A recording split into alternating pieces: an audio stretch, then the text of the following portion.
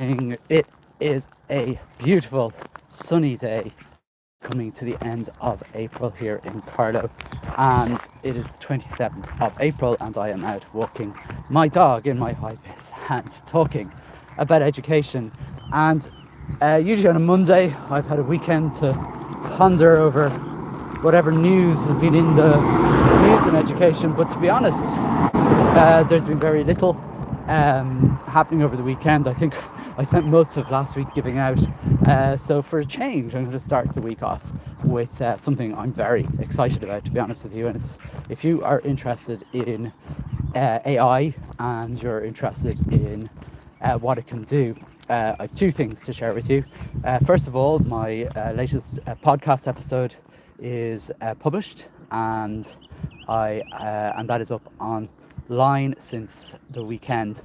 And I was chatting to Gavin Doyle about the future of AI in education. Gavin's an incredibly interesting person.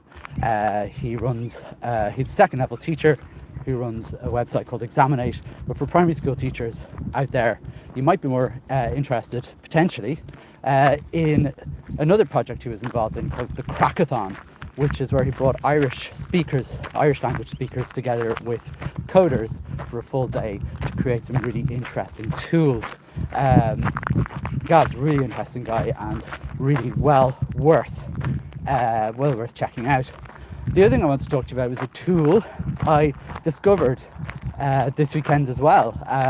Most teachers, in fact most people these days, will have heard of Canva.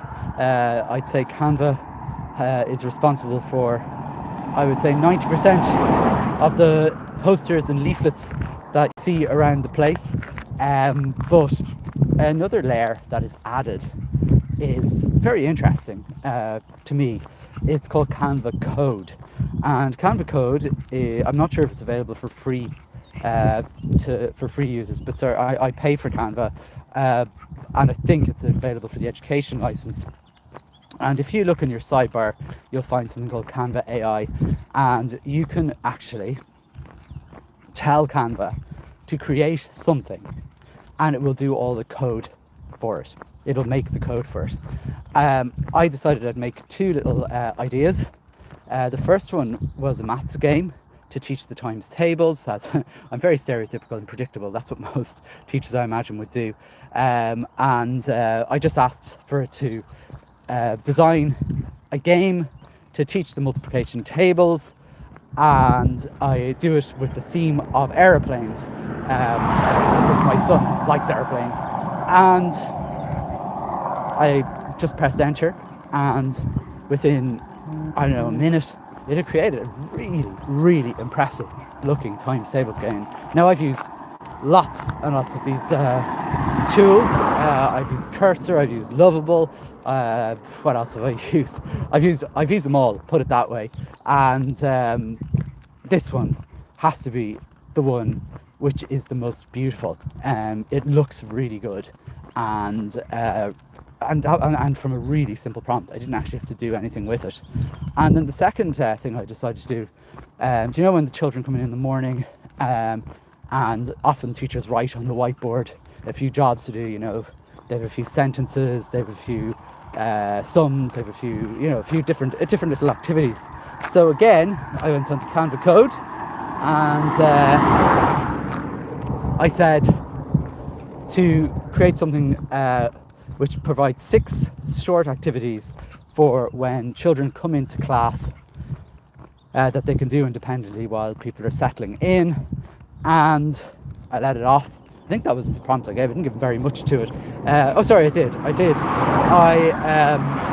What I did before that was I put that into ChatGPT. I said, I want to do that. Can you provide me with a prompt for to put into Canva AI? And it came up with a prompt that it decided on. I popped that into Canva Code, just pasted it in there, and well, lo and behold, within, I don't know, a minute and a half, we had a really, really beautiful looking piece of website, basically interactive whiteboard activity, that that I'd really be proud of to show to the children. Like honestly, it didn't look crappy at all. It looked really, really good.